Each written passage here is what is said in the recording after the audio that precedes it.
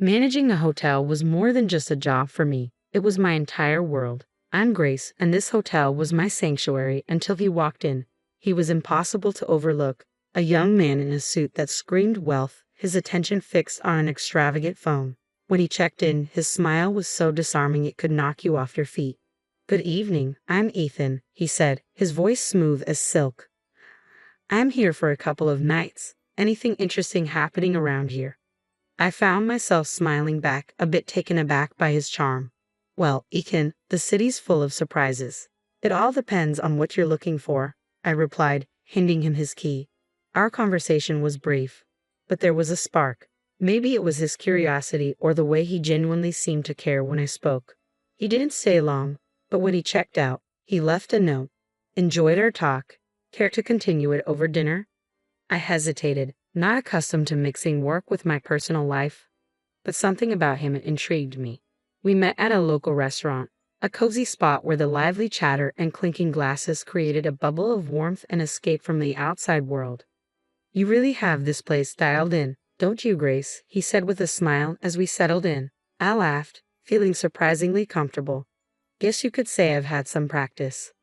Dinner flew by as we talked about everything and nothing. Ethan was an open book, or so it seemed, sharing stories of his travels and investments. When the conversation turned to me, I found myself opening up more than usual, sharing about losing my parents and how it had been just Maya and me against the world since I was 21.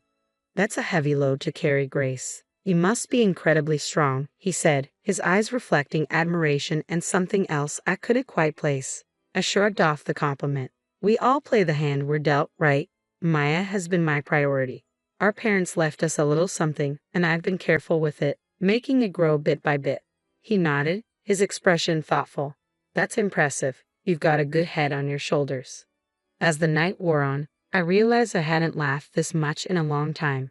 Yet whenever I tried to learn more about him and his family, he skillfully changed the subject.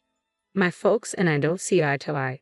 Let's just say they have their ideas about life, and I have mine," he said, a shadow crossing his face. I didn't press further. We all have our stories and scars. As the evening drew to a close, I found myself wishing it wouldn't end. There was something about Ethan that made me feel alive in a way I hadn't in years. My life with Ethan felt like a whirlwind, each day a new adventure, every moment together filled with laughter and dreams of the future. He had a way of making the ordinary seem extraordinary, turning simple dinners into unforgettable evenings. One evening, as we sat in our favorite dimly lit cafe with its cozy corners, I said, "Ethan, I still can't believe how fast everything is moving." He reached across the table and took my hand. "Grace, when something feels right, why wait?" His eyes held mine with an intensity that sent shivers down my spine. "I've never been sure of anything in my life," he continued. "I know it's all happening so quickly. It's a lot to take in." I confess, feeling a whirlpool of emotion inside me. "I get it, but trust me, Grace, I'm here for the long haul. I want to build a life with you, a future. And I want to start by making our wedding day the most memorable day of our lives." The passion and certainty in his words were hard to resist. He painted a picture of a day so lavish and beautiful it took my breath away. "Imagine it, Grace, a ceremony that no one will forget, a celebration of our love. It's going to be perfect," he said, his voice brimming with excitement. "And the honeymoon you mentioned, something about the most expensive hotel in the world?" I asked, a blend of curiosity and apprehension in my voice. His smile broadened. "Yes, it's all part of the plan, but I need you to trust me, to take this leap with me. Your savings for the wedding, my funds for the honeymoon, and our future home together. We'll make it all a reality." I hesitated, my practical side shouting for caution, but as I looked into his eyes, brimming with love and promise, I found myself nodding. "Okay, Ethan, let's do it. Let's make this wedding a day to remember." As the weeks flew by, the wedding preparations took over our lives. Ethan, a man of action, handled every detail with meticulous care, ensuring our day would be nothing short of spectacular. Watching him so full of life and determination made me fall even deeper in love. "Ethan, you're amazing," I said one evening as we reviewed the guest list and the lavish menu he planned. "I don't know how to thank you." He pulled me close, his arms enveloping me. "Grace, seeing you happy is all the thanks I need. This wedding is just the beginning. Our life together will be even more beautiful." Yet amid the excitement, moments of doubt would creep in. whispering questions in the quiet of the night. Was I moving too fast? Was I getting swept up by the romance of it all? Every time these thoughts surface, Ethan's reassurances chased them away. His words and promises were my anchor, keeping me steady through the storm of uncertainty. The whirlwind of wedding preparations filled my days, but among the chaos of cake tastings and flower selections, I knew I needed Maya, my sister, my confidant, by my side. Since our parents passed, it had been us against the world, and her input meant everything to me, especially now. I called her, hoping she could take a break from the cafe where she worked.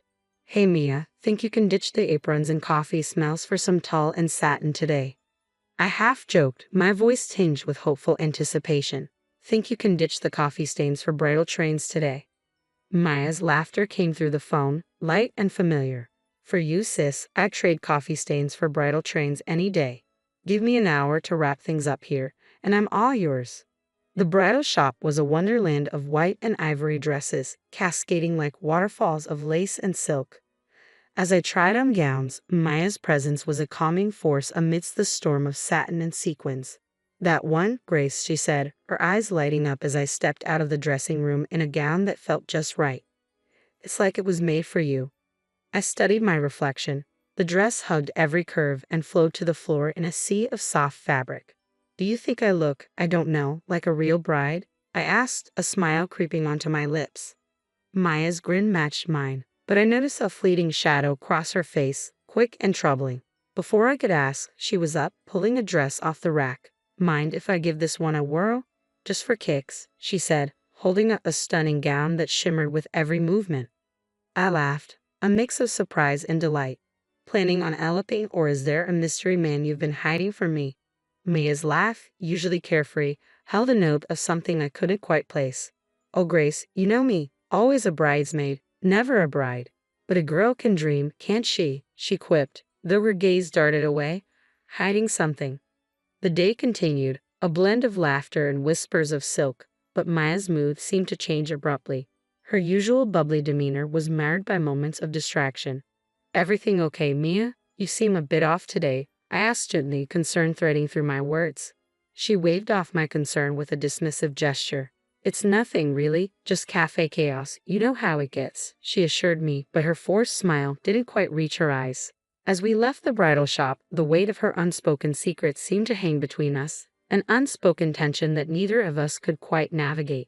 I want to believe Maya's behavior was just pre-wedding stress or maybe a spat with a troublesome customer, but a nagging feeling in my gut told me it was something more.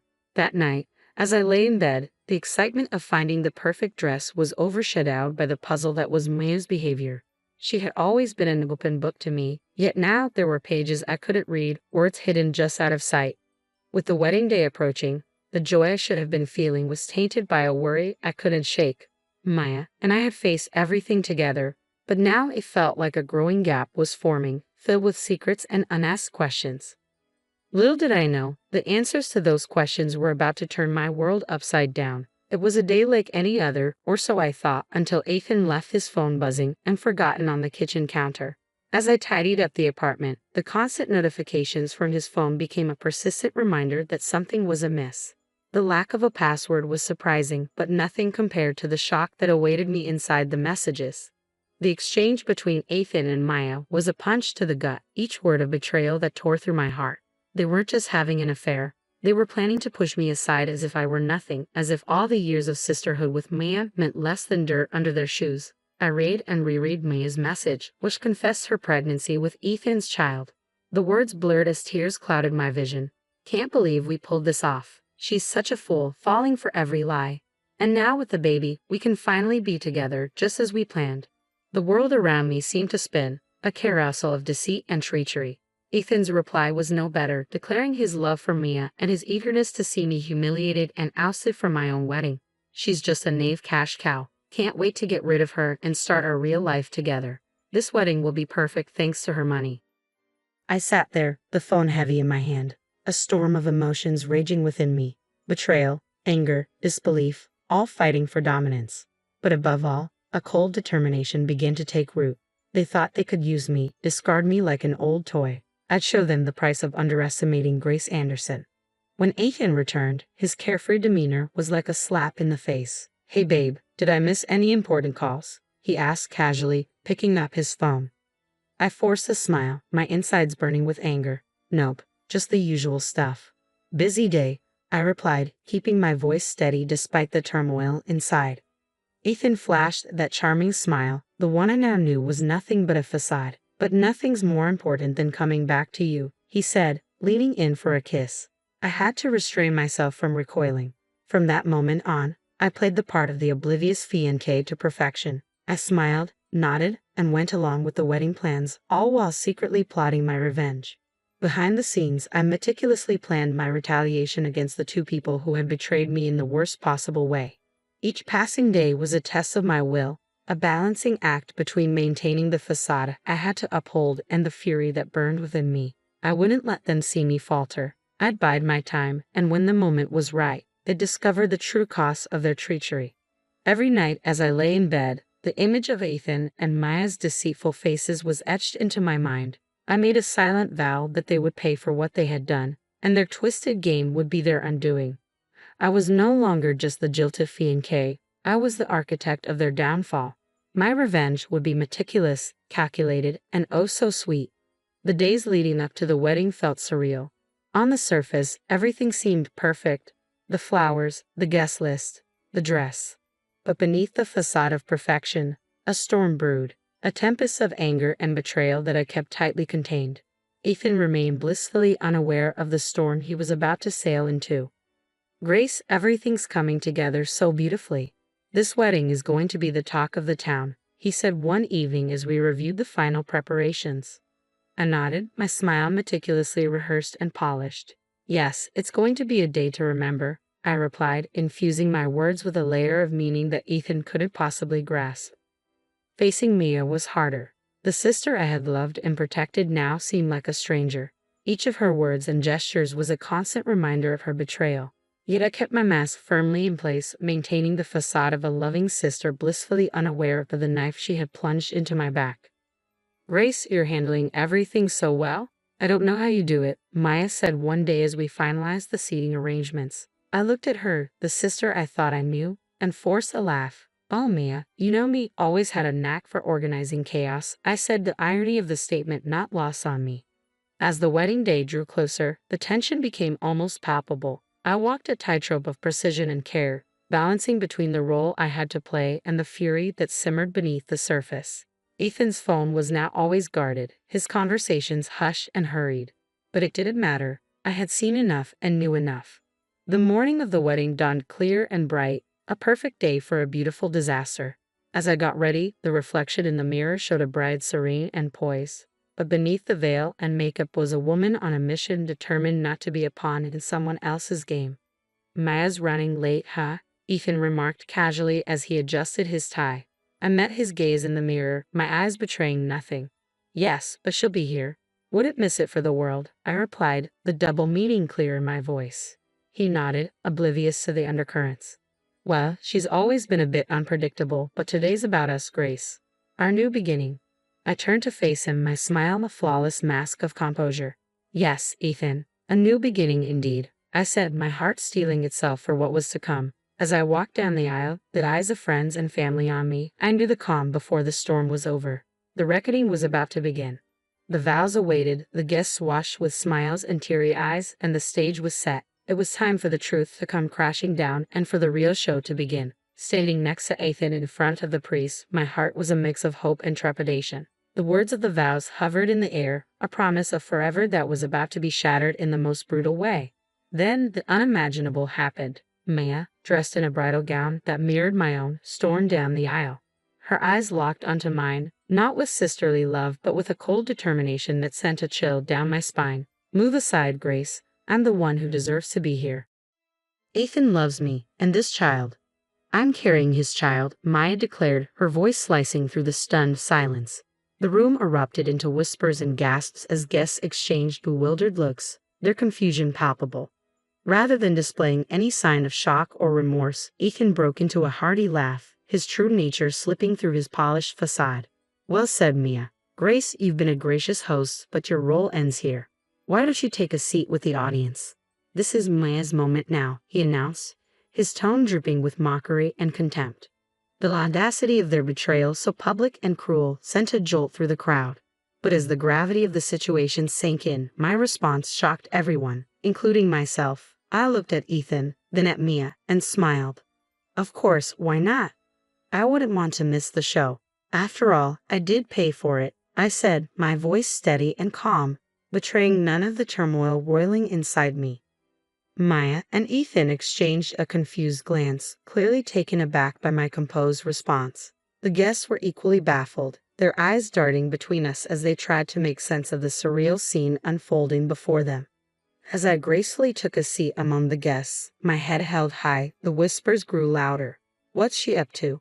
Is she really going to let this happen? The questions buzzed around the room like a swarm of bees, but I remained serene, a statue amid the chaos. Ethan and Mia, now standing together at the altar, looked unnerved. My calm demeanor had disrupted their plan to humiliate and discard me, not unfolding as they had anticipated. What's your game, Grace? Why are you so calm? Ethan asked, his voice a mix of curiosity and concern. I met Ethan's gaze, my smile unwavering. No game, Ethan, just enjoying the fruits of my labor. Please proceed. I'm eager to see how this unfolds, I replied, my words smooth yet edged with hidden menace. The ceremony continued, but the atmosphere had irrevocably shifted. Guests observed with a mix of shock and anticipation, unsure if they were witnessing a wedding or the prelude to a dramatic reckoning. As Maya and Ethan exchanged vows, their words felt hollow, a mockery of the sacred promises they were supposed to represent. Surrounded by friends and family struggling to grasp the spectacle before them, I knew this was just the beginning.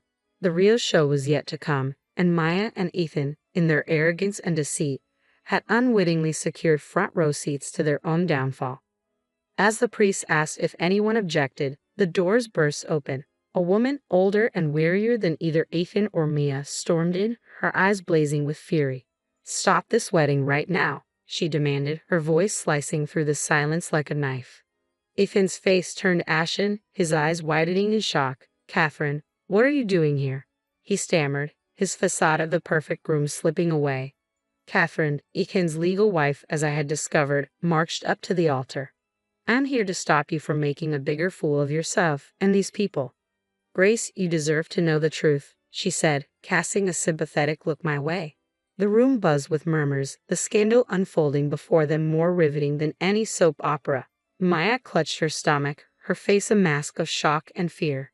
Catherine's voice was firm and clear. Ethan is a liar and a cheat. He's in debt up to his ears, his investments have failed, and he's been using you all to dig himself out of his mess. And Mia, you poor girl, you're just another pawn in his game. The room erupted into chaos, guests rising from their seats as whispers grew louder. Ethan tried to speak, but his words were drowned out by the uproar. I stood up, my heart pounding, but my voice remained steady. There's more, I announced, silencing the room. I hired a private detective after discovering Ethan and Maya's affair. Not only is Ethan already married and drowning in debt, but he's also been hiding a daughter, a child he has never supported. Maya's face crumpled, the weight of her situation crashing down around her. Ethan, is this true? Tell me she's lying, she pleaded, her voice breaking. Ethan, now pale and defeated, had no words. His lies and deceit were laid bare for everyone to see. But the final blow was yet to come. As the guests processed the revelations, Ethan's parents, two stern and imposing figures, entered the room.